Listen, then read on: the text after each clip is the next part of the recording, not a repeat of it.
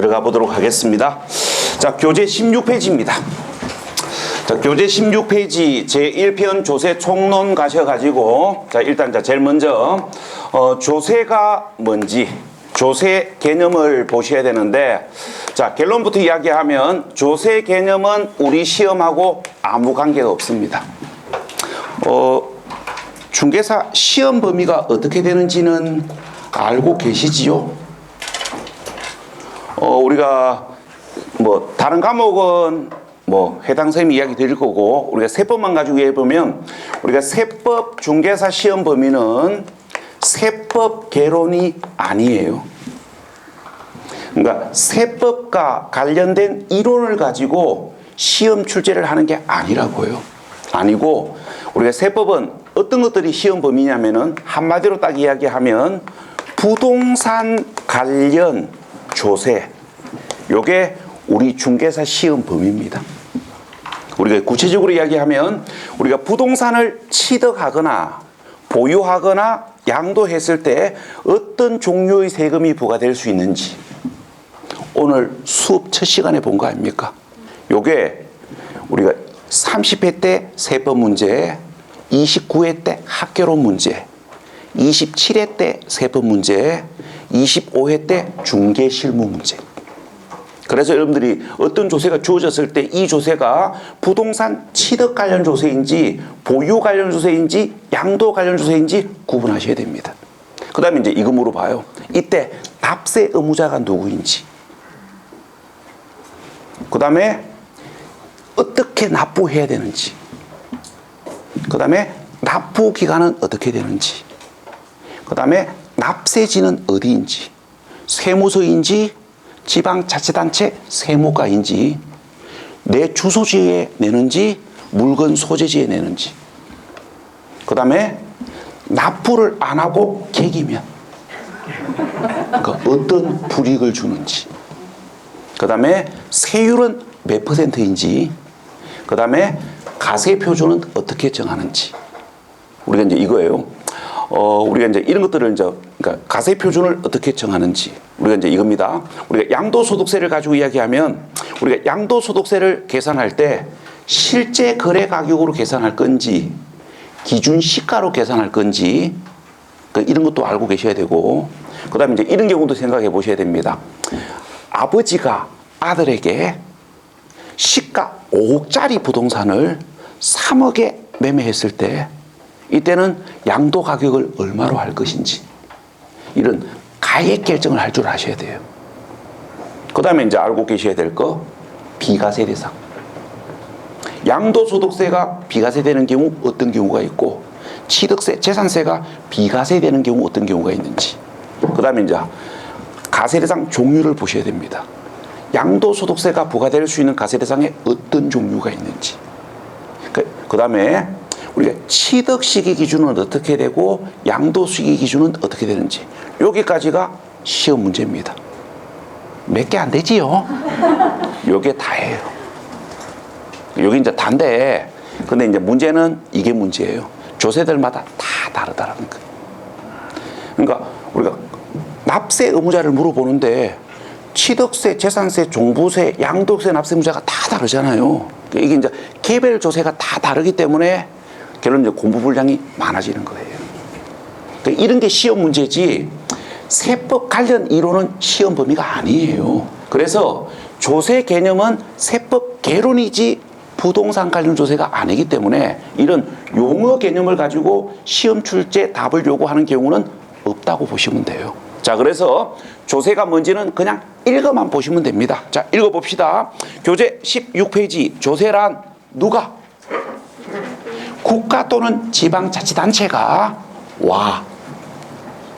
재정 경비를 충당하기 위해서 어떻게 법률에서 정한 가세 요건을 충족하는 국민에게 반대급부 없이 강제적으로 부가징수하는 게 뭡니까? 조세입니다.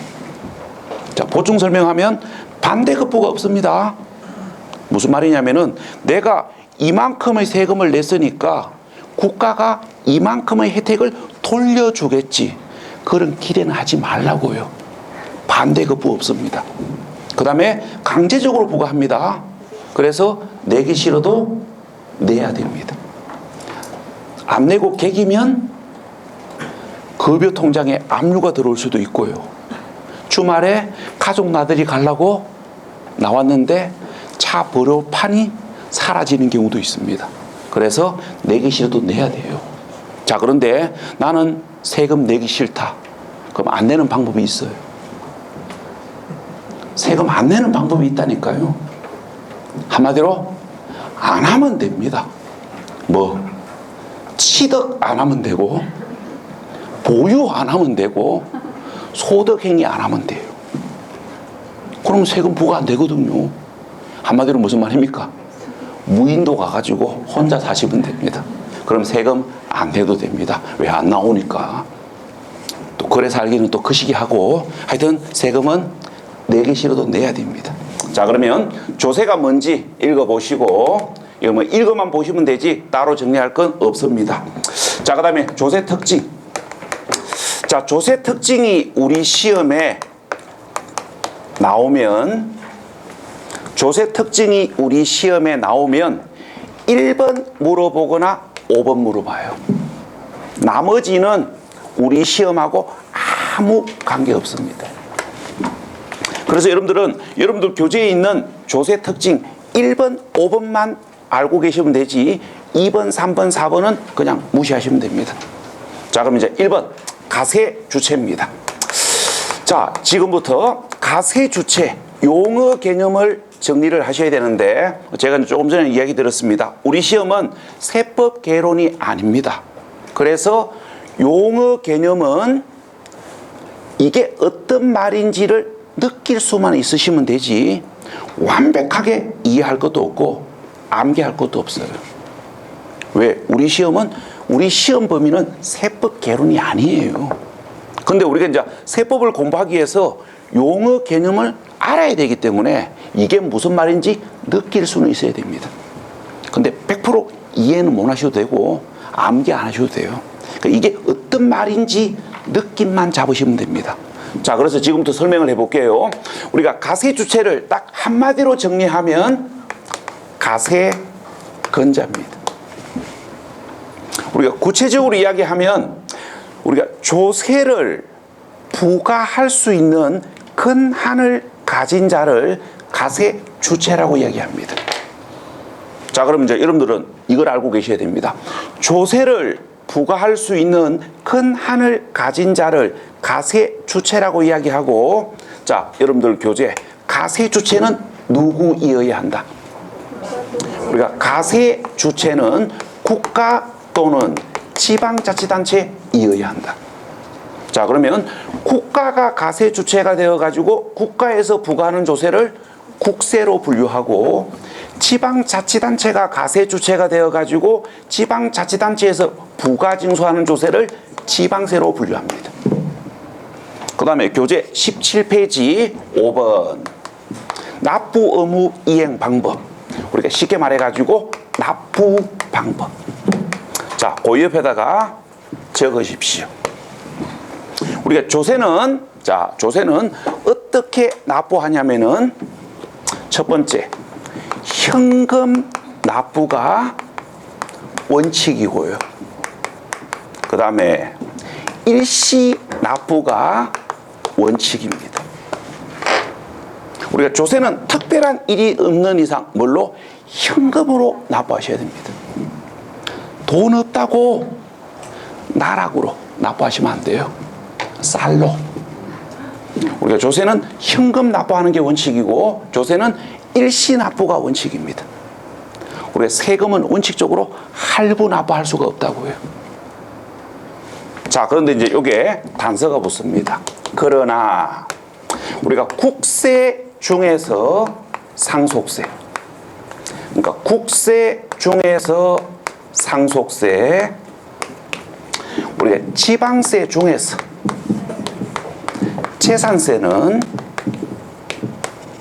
물납이 가능합니다.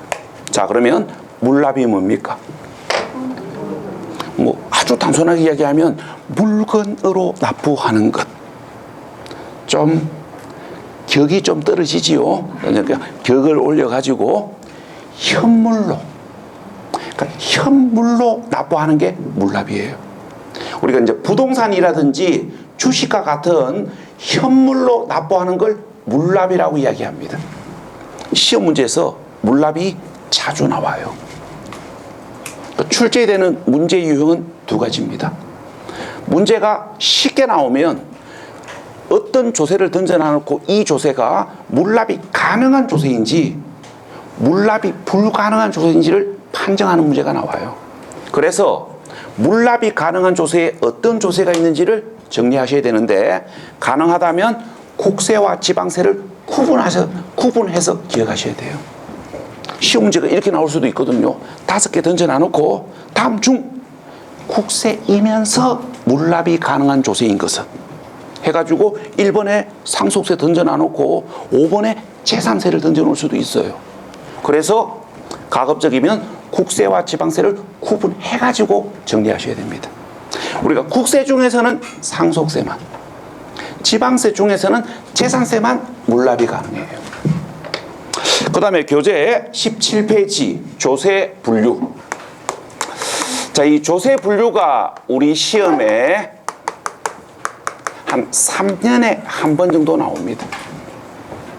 그래서 이제 조세 분류를 보셔야 되는데, 조세 분류가 우리 시험에 나오면 다행스러운 건 3군데 위주로 물어봐요. 그래서 여러분들은 지금부터 제가 설명하는 3개만 잡으시고 나머지는 깜깜하게 버리십시오. 3개만 보시면 돼요. 왜 3개만 보시면 되냐면은 첫 번째 이유, 3개 위주로만 물어보니까. 그 다음 두 번째 이유, 현실적 이유. 다 봐도 어차피 다 기억 못하니까. 그게 가장 큰 이유입니다. 어차피 다 기억 못해요. 어차피 다 기억 못할 거면 뭐 하셔야 됩니까? 출제되는 비중이 어느 정도 있는 것들 위주로 암기하셔야 되지, 이것저것 다 기억하는 건 자살행위입니다. 자, 그래서 그 3가지만 딱 설명드립니다. 자, 첫 번째 알고 계셔야 될 거 이겁니다. 우리가 조세를 부과할 수 있는 권한을 가지는 가세주체가 국가냐 지방자치단체이냐에 따라 조세를 국세와 지방세로 분류합니다. 그러니까 어떤 조세가 국세고 어떤 조세가 지방세인지 요거 분류하셔야 됩니다. 분류하셔야 되는데, 우리가 모든 조세를 다 분류하실 필요까지는 없고 부동산 관련 조세만 분류하시면 돼요. 딱 여러분들 교재에 정리되어 있는 것만. 그 여러분들 교재 17페이지에 정리된 조세만 국세인지 지방세인지만 구분하시면 되지, 거기 교재 17페이지에 정리되어 있지 아니한 조세들은 국세인지 지방세인지 몰라도 돼요. 예를 들어서 담배 소비세, 국세인지 지방세인지 안 물어봐요. 딱 어디까지만 물어봅니까? 부동산 관련 조세까지만 물어봐요. 그래서 그 교재에 정리되어 있는 조세들만 구분하십시오. 자, 그런데 나는 이것도 솔직히 부담스럽다. 이것도 부담스러우시면 한 3% 정도 이음을 감수하시고 5개만 기억하십시오.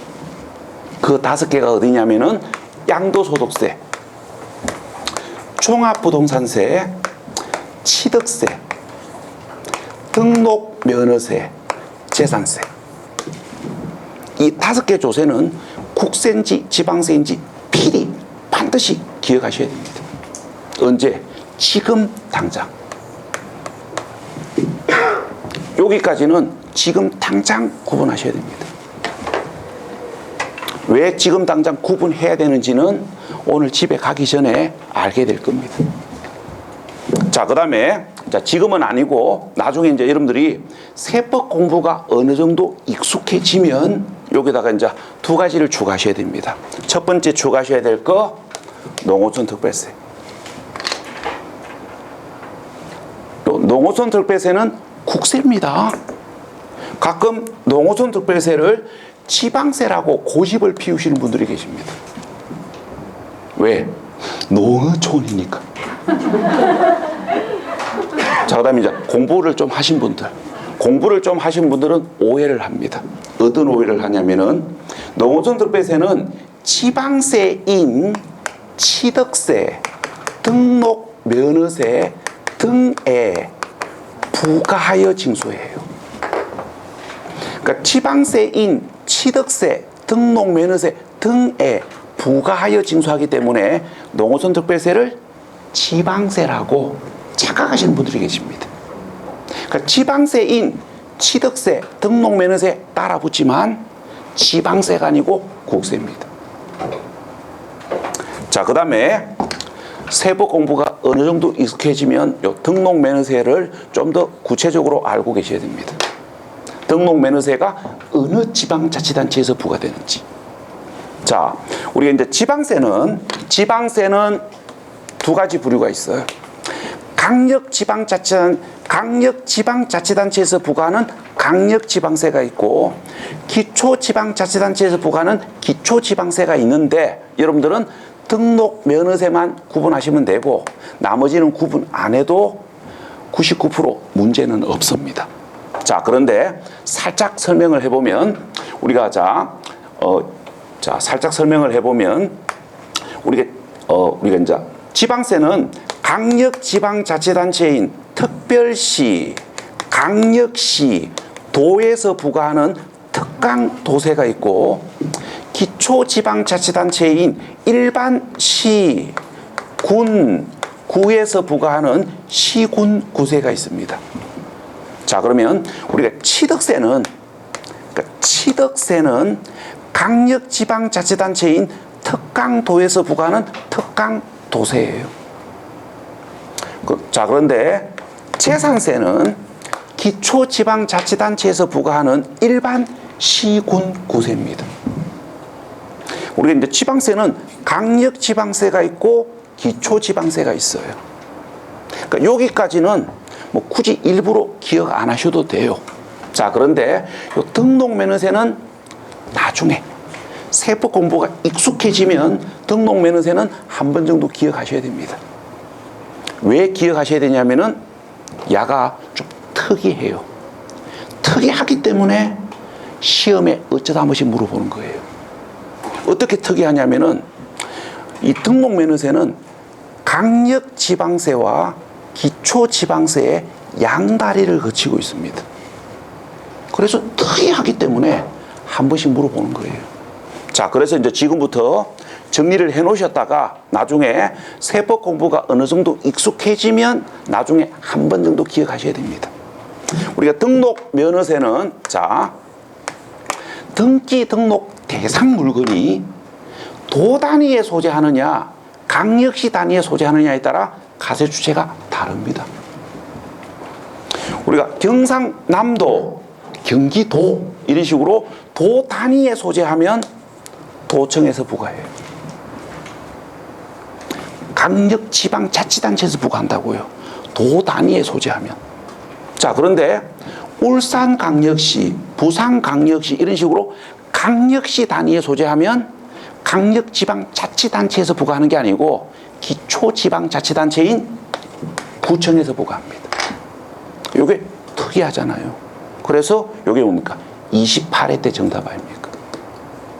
도구세입니다. 그래서 이제 이렇게 하시면 돼요. 일단은 요 5개만 잡으십시오. 일단은 요 5개만 구분하시고 농어촌 특별세와 등록면허세가 어느 지방자치단체에서 부과되는지는 세법 공부가 익숙해지면 기억하시라고요. 언제? 7월달이나 9월달 되면. 당분간은 여기까지만 기억하시면 돼요. 근데 여기까지는 지금 당장 구분하셔야 됩니다. 왜 지금 당장 구분하셔야 되냐면은 그 이유는 이렇습니다. 자, 우리 시험 문제에서 수시로 출제되는 이야기가 뭐냐면은 이거예요. 각종 조세의 과세가 날 각종 조세의 납세지를 구분하는 문제가 우리 시험에 자주 나와요. 그래서 야를 많이 중요하게 보셔야 됩니다. 시험 문제에서 이걸 물어봐요. 세금을 세무서에 납부하는지 지방자치단체에 납부하는지. 우리가 정확하게 이야기하면 지방자치단체 세무가에 납부하는지 이걸 물어보거나 아니면 이걸 물어봐요.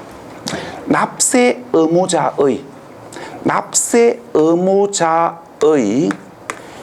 주소지에 납부하는지 가세 물건 소재지에 납부하는지 이걸 물어봐요. 이걸 구분하는 문제가 5년 동안 3번 나왔었습니다. 이게 단골 문제예요. 기본적인 문제. 그럼 이걸 이제 어떻게 구분하셔야 되냐면은 이렇게 구분하시면 돼요. 우리가 부동산 관련 국세냐, 부동산 관련 지방세이냐에 따라 다르다고 이야기하시면 99% 정답입니다. 자, 봐요. 우리가 부동산 관련 국세는 납세 의무자의 주소지 관할 세무서에서 가세를 관할하기 때문에 부동산 관련 국세는 납세 의무자의 주소지 관할 세무서에 납부하는 게 원칙입니다. 근데 부동산 관련 지방세는 가세 물건 소재지 관할 지방자치단체에서 가세를 관할하기 때문에 가세 물건 소재지 관할 지방자치단체에 납부하는 게 원칙이에요. 한마디로 국세는 사람 주소지고 지방세는 물건, 부동산 소재지예요. 그래서 봐요. 국세인지 지방세인지를 구분하셔야 가세 관할 납세지가 구분이 되잖아요. 그래서 여기까지는 지금 당장 구분하셔야 됩니다. 자, 그러면 이해하셨는지 확인해 봅시다. 자, 주민등록상 울산광역시 남구에 주민등록상 주소를 두고 있는 갑이 돈 될까 싶어서 부산광역시 해운대구에 소재하고 있는 아파트 분양권을 전매로 취득을 했고 아파트 분양권을 분양권 상태로 팔았는데 자, 진짜 돈이 됐습니다. 그래서 양도 차익이 5억이 발생했을 때 자, 그러면 아파트 분양권은 양도소득세 가세 대상입니다. 그래서 아파트 분양권을 유상양도로 인하여 양도에 따른 이득이 발생되면 양도 소득세가 부과됩니다. 자, 그러면 이 조건대로 판단해 보십시오. 갑은 양도소득세를 어디에 가서 신고하셔야 됩니까? 자, 일단 기본적으로 아셔야 될 거 세무서 가셔야 됩니까? 아니면 구청 세무과 가셔야 됩니까? 그 다음에 하셔야 될 거 갑의 주소지로 가야 됩니까? 분양권 소재지로 가셔야 됩니까? 이게 시험 문제예요. 자, 가만히 있지 말고 자, 판단하십시오. 어딘지. 자, 판단하셨으면 자, 설명 마무리합니다.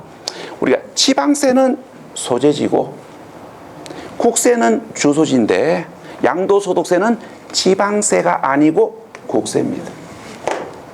그래서 분양권 소재지인 해운대 세무서가 아니고 갑의 주소지인 울산 세무서에 양도소득세를 신고하고 자진 납부하는 게 원칙이에요.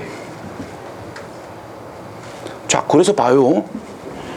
국세, 지방세가 분류가 되면 우리가 가세 관할, 납세지를 수월하게 구분할 수 있기 때문에 여기까지는 지금 당장 구분하셔야 돼요. 자, 그 다음에 교재 18페이지.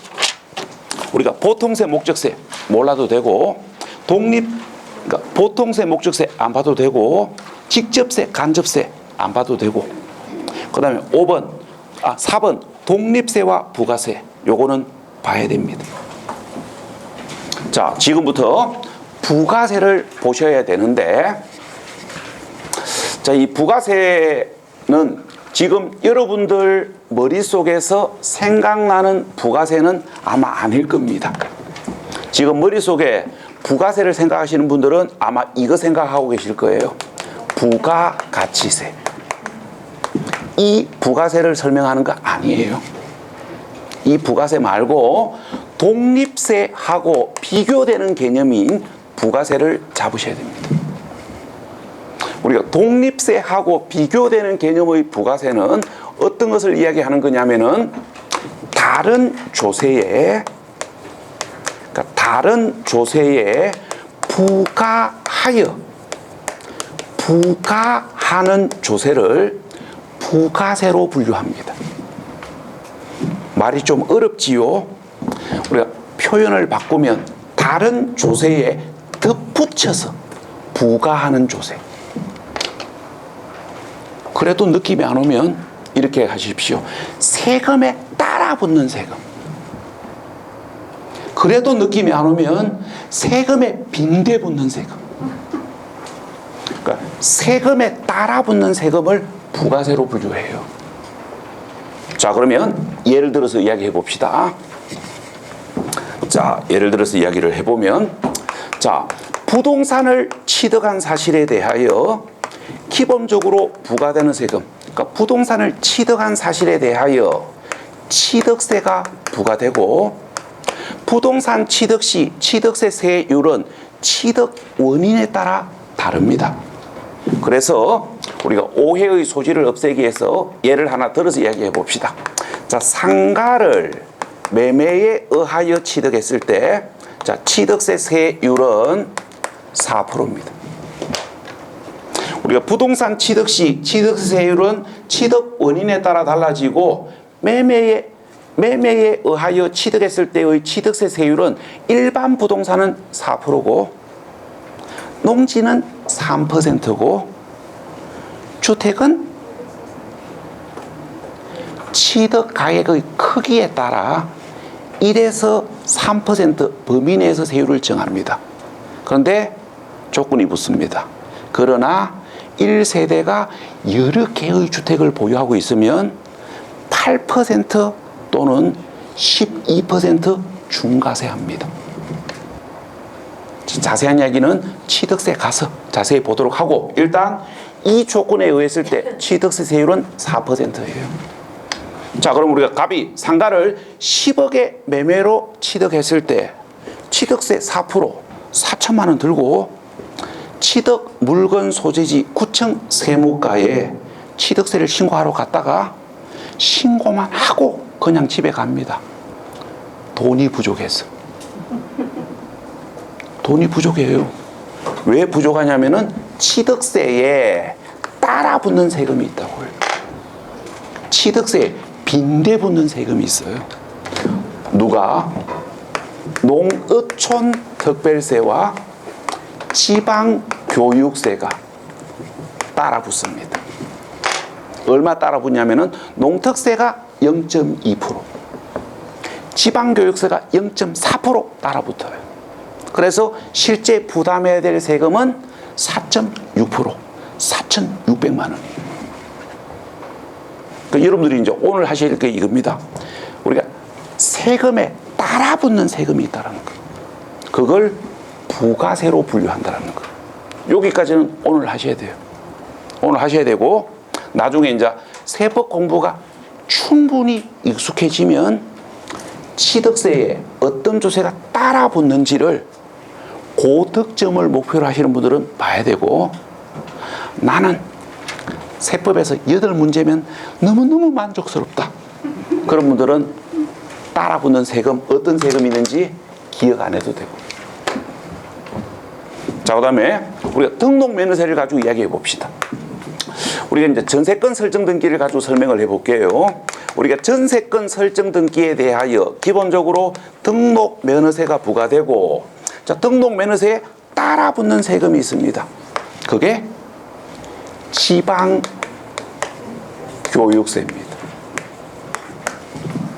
자, 그 다음에 부동산을 보유하고 있는 자에게, 그러니까 정확하게 이야기하면 6월 1일 현재 부동산을 보유하고 있는 자에게 기본적으로 재산세가 부과되고 보유 부동산의 합산된 금액이 일정 금액을 초과하면 종합부동산세가 추가로 부과됩니다. 그러니까 재산세에 따라 붙는 세금이 있고 종합부동산세에 따라 붙는 세금이 있어요. 우리가 재산세에 따라 붙는 세금은 지방교육세고 종합부동산세에 따라 붙는 세금은 농어촌 특별세입니다. 그 다음에 내가 보유하고 있는 부동산을 유상 양도함으로 인하여 양도차익, 양도소득이 발생되면 양도소득세가 부과되고, 그럼 여기서 이제 질문. 자, 양도소득세 납부세액에 따라 붙는 세금은 어떻게 된다? 양도소득세 납부세액에 따라 붙는 세금은 없다. 아닌데요. 지방소득세 내락하던데요. 자, 여기서 여러분들이, 자, 제가 아까 한번 했던 이야기가 있습니다.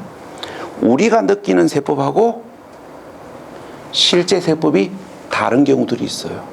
그중 하나가 이겁니다. 그래서 여러분들이 앞으로 이제 공부를 하시면서 이걸 하셔야 돼요. 아, 내가 느낀 게 법하고 다른 게 있구나. 그게 이제 되면 덜 혼란스러워지는 거고, 내가 느낀 세법하고 실제 세법이 다르다는 게 있다는 걸 모르시면 공부가 자꾸 혼란스러워지는 거예요. 자, 요 이야기를 좀 보충 설명을 해볼게요. 자, 이거는 이제 여러분들 이걸 아셔야 됩니다. 지방소득세가 개정됐다는 걸 아셔야 돼요. 우리가 지방소득세가 개정되기 전에는 소득세에 따라 붙는 세금으로, 소득세에 빈대 붙는 세금으로 부과됐었습니다.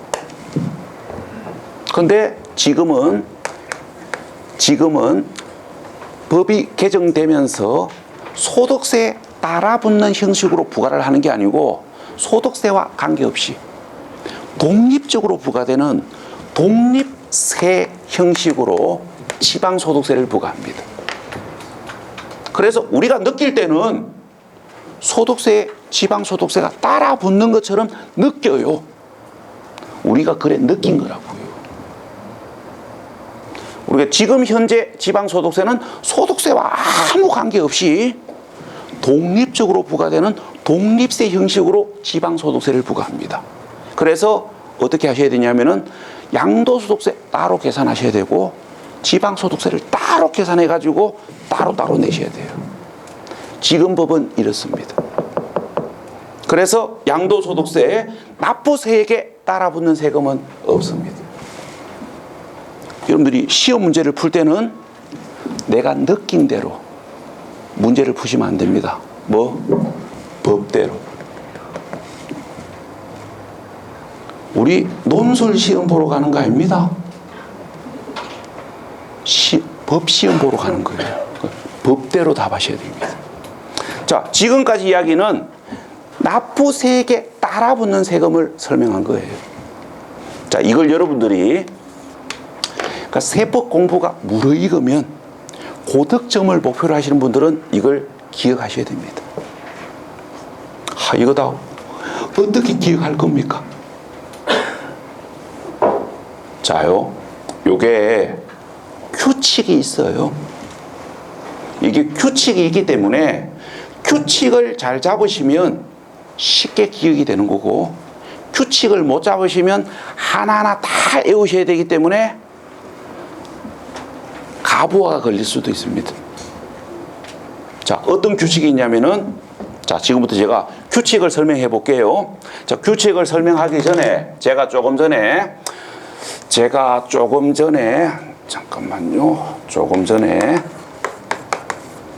국세, 지방세를 분류하라 그랬습니다. 국세, 지방세가 분류가 돼야 요 규칙이 이해가 돼요. 그래서 제가 국세, 지방세 분류를 먼저 설명한 거예요. 자, 가봅시다. 자, 취득세, 지방세고, 등록매너세, 지방세고, 재산세, 지방세지요. 근데 종합부동산세는 국세입니다. 자, 그럼 봐봐요. 어떤 규칙이 있냐면은 지방세에는 지방교육세가 따라 붙고요. 국세에는 농어촌특별세가 따라 붙습니다. 이게 규칙이에요. 그러면 규칙을 알았으면 특이사항만 기억하면 되지. 다 기억할 필요가 없다고요. 이 규칙을 이해하셨으면 특이사항만 기억하면 된다고요. 다 기억할 거 없고. 자, 어떤 특이사항이 있냐면은 첫 번째 특이사항. 양도소득세, 납부세에게 따라붙는 세금은 없다. 그 다음에 두 번째 특이사항. 취득세는 지방세이지만 특이하게 농어촌특별세가 따라붙습니다. 요 특이사항만 기억하시면 돼요. 다 기억하려고 하지 말고. 그래서 뭡니까? 공부도 요령이 있어야 됩니다. 덮어놓고 다 외운다고 내게 되는 게 아니거든요. 자, 그러면 지금까지 이야기는 납부세액에 따라붙는 세금을 설명한 거고, 그럼 지금부터 이제 이야기가 바뀝니다. 감면세. 자, 취득세를 감면받거나 등록면허세를 감면받거나 양도소득세를 감면받으면 감면받은 세액의 20%에 해당되는 농어촌특별세가 따라붙습니다. 자, 예를 들어서 이야기해 봅시다. 우리가 8년 이상 자경 농지 양도소득은 양도소득세를 100% 면제를 받습니다. 자, 그럼 일단 돈을 넣어가지고 이야기해 봅시다. 우리가 8년 이상 자경농지 양도소득에 대하여 정상적으로 부과될 수 있는 양도소득세가 1억이라고 가정합시다. 자, 근데 자경 요건을 충족하고 농지 요건을 충족하면 양도소득세를 100% 면제를 받기 때문에 양도소득세 1억 안 내도 됩니다. 자, 그래서 이 초보 중개사들, 초보 세무사들이 여기서 이제 실수를 해요. 이제 봐봐요. 8년 자격농지 소유자가 중개사무실 가가지고 이 농지 팔면 세금 얼마 나오냐고 물어보니까 중개사가 세금 하나도 안 나온다고 얘기합니다. 세금 하나도 안 나오니까 맘 놓고 제가 팔아줄 테니까 팔래요? 묻습니다. 그래서 팔아달라고 해서 중개사가 팔았습니다. 중개수수료 1,000만 원 받고.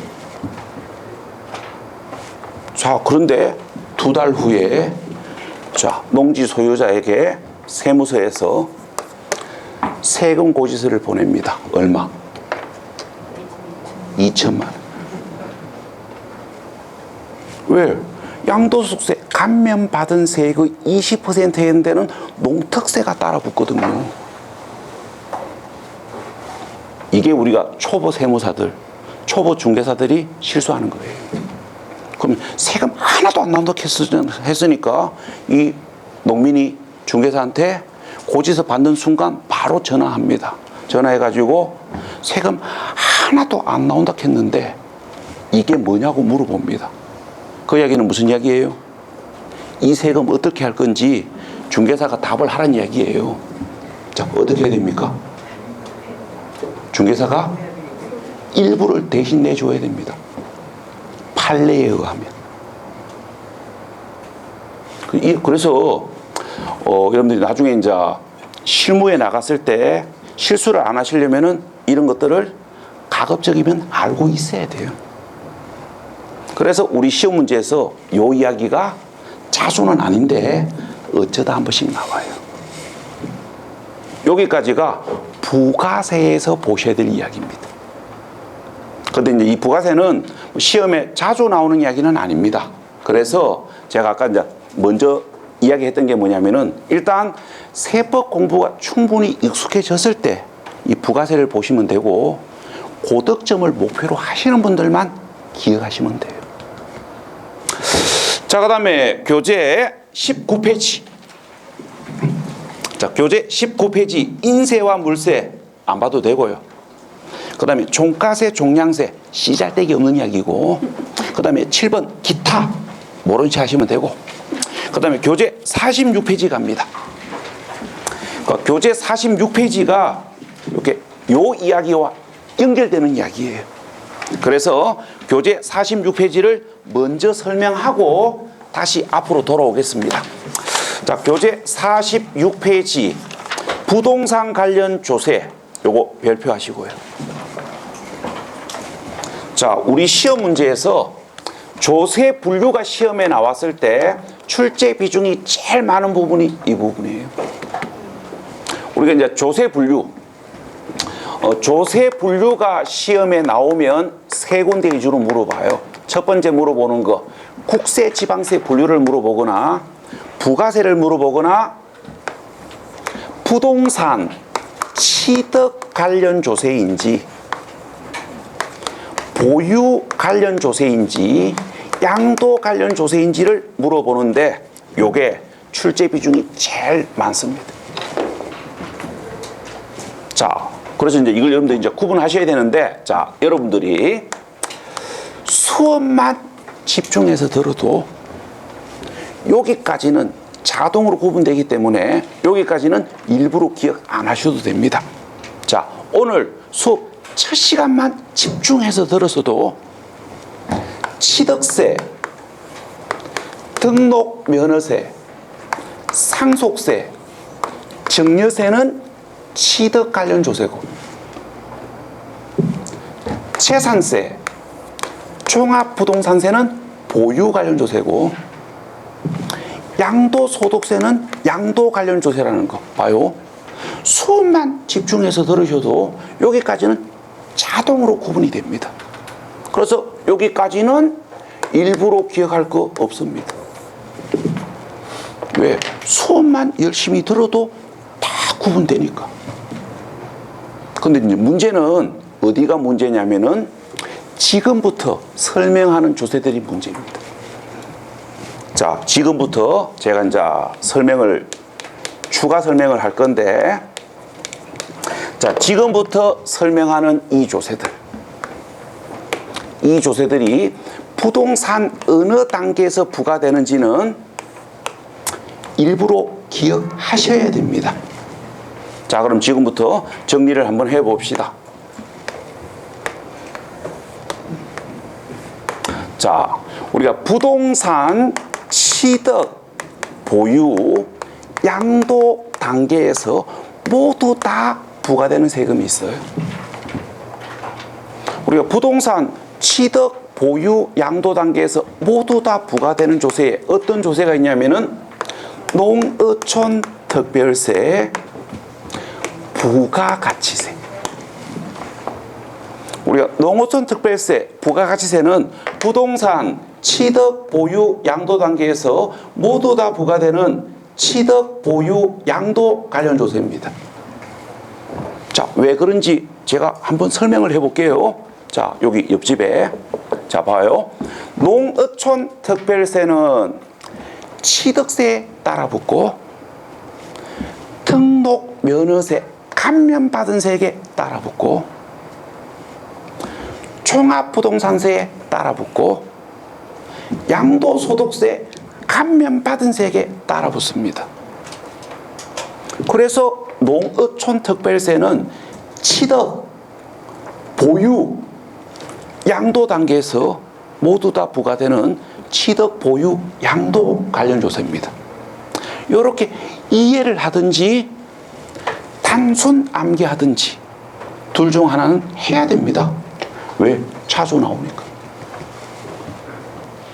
자, 그런데 제 경험에 의하면 이해하는 것보다는 단순 암기하는 게 훨씬 더 효과적입니다. 그 이유는 시험을 봐야 되기 때문에. 자, 여러분들이 10월 마지막 주 토요일 날 시험장 가가지고 농어촌 특별세가 부동산 어느 단계에서 부과되는 조세인지를 구분하는 문제가 시험에 나왔을 때 시험지에다가 이렇게 적어 놔놓고 따질 시간 있을까요? 없습니다. 하나하나 따지면서 문제 풀 시간 없어요. 하나하나 따지면서 문제를 풀면 어떤 일들이 일어나냐면은 시간이 남아야 되는데 문제가 남습니다. 아니, 문제 풀고 시간이 5분, 많게는 10분이 남아야 돼요. 그런데 문제가 5문제, 7문제 남으면 어쩝니까? 시간 안에 문제를 풀려면은 이걸 기억하고 계셔야 됩니다. 그래서 뭐 이렇게 이해를 하는 것보다는 단순 암기를 하는 게 문제 풀 때는 더 효과적이기 때문에 뭐 제일 좋은 건 이해를 하고 기억하는 게 제일 좋습니다. 그런데 이해가 잘 안 되시면 그냥 외우시라고요. 자, 그 다음에 부동산 취득 보유 관련 조세이지만 양도 단계에서 부과되지 않는 세금이 있습니다. 그게 누구냐면은 지방교육세입니다.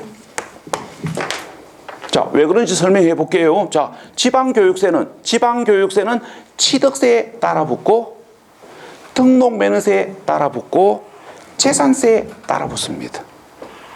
자, 그런데 양도소득세에 지방교육세가 따라 붙지는 않습니다. 그래서 지방교육세는 취득 보유 관련 조세지 양도 관련 조세는 아니에요. 이렇게 이해하든지 단순 암기하든지. 그 다음에 부동산 보유 양도 관련 조세이지만 취득 단계에서 부과되지 않는 세금이 있습니다. 그게 누구냐면은 종합소득세, 지방소득세. 자, 설명을 들어보면, 자, 야들은 소득에 부과되는 조세지요. 자, 그러면 소득은 어느 단계에서 발생합니까?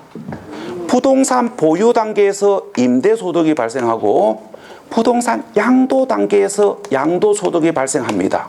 자, 그런데 취득 단계에서 발생하는 소득은 없습니다. 그래서 소득에 부과되는 조세인 종합소득세, 지방소득세는 보유 양도 관련 조세지 취득 관련 조세는 아니에요. 자, 그 다음에 부동산 취득 양도 관련 조세이지만 보유 단계에서 부과되지 않는 세금이 있습니다. 그게 누구냐면은 인지세입니다. 여러분들 교재 정리가 잘못된 거예요. 여러분들 교재에는 인지세가 보유 단계에서도 부과된다고 정리되어 있는데 그 정리가 잘못된 거예요. 우리가 인지세는 부동산 취득 양도 관련 조세지 보유 단계에서 부과되지는 않습니다. 자, 인지세가 뭡니까? 인지세.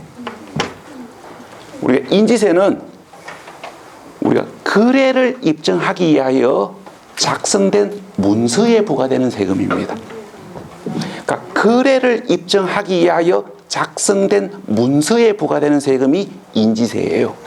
자, 여러분들이 은행에 대출 받으러 가면 은행하고 나하고 대출 거래 약정서를 작성합니다.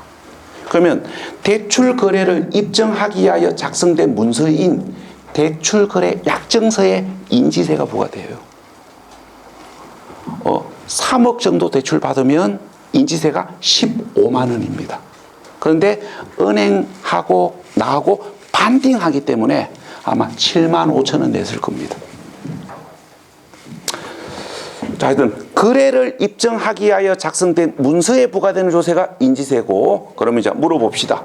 매매계약서 인지세는 매수자가 부담합니까? 매도자가 부담합니까? 매매계약서 인지세. 뭐 이 정도 상세히는 몰라도 되는데, 자, 부동산 매매계약서 인지세는 통상적으로 매수자가 부담합니다. 자, 근데 분양권 매매계약서 인지세는 매도, 매수, 반띵 50%씩 냅니다. 이게 법입니까? 법 아닙니다. 그냥 간행입니다. 간행. 우리가 인지세법에 매매계약서 인지세를 매수자가 부담해야 한다, 매도자가 부담해야 한다, 정해진 거 없습니다. 그냥 간행적으로 그렇게 하는 거예요. 자, 부동산 매매계약서 인지세는 매수자가 부담하는 게 간행입니다. 법이 아니고. 이게 왜 간행이 됐냐면은 앞으로 공시법 시간에 공부할 거예요. 등기 때문에.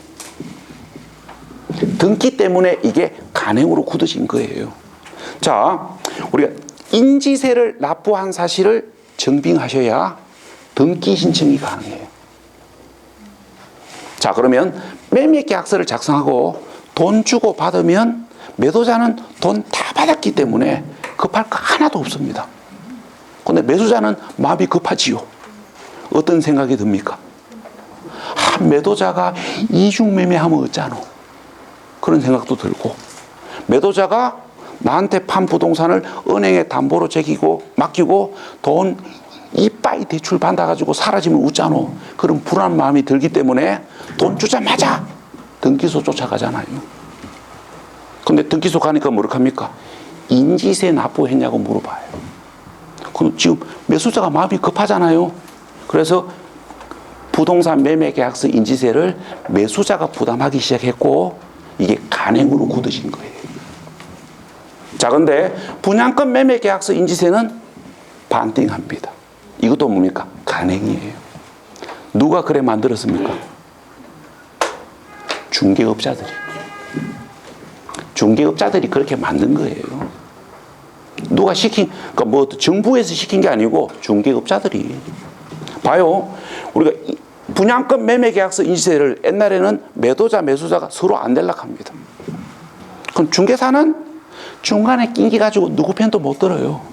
죄진 것도 아닌데 가만히 있어야 됩니다. 그 중개사들이 뭡니까? 짜증 나잖아요. 그래서 중개사들이 별다방에서 모여가지고 협의를 한 겁니다. 우리가 이 문제를 한번 해결해 보자. 해가 나온 게 뭐냐면 이거예요. 그러면 반반 부담하라고 이야기하자. 그러면 우리가 중간에서 낑겨가지고 입장이 곤란해지는 경우도 없을 거 아닙니까? 그래서 이렇게 하다 보니까 이게 간행으로 굳어진 거예요. 간행입니다. 자, 뭐 이야기가 길어졌는데, 자, 마무리합시다.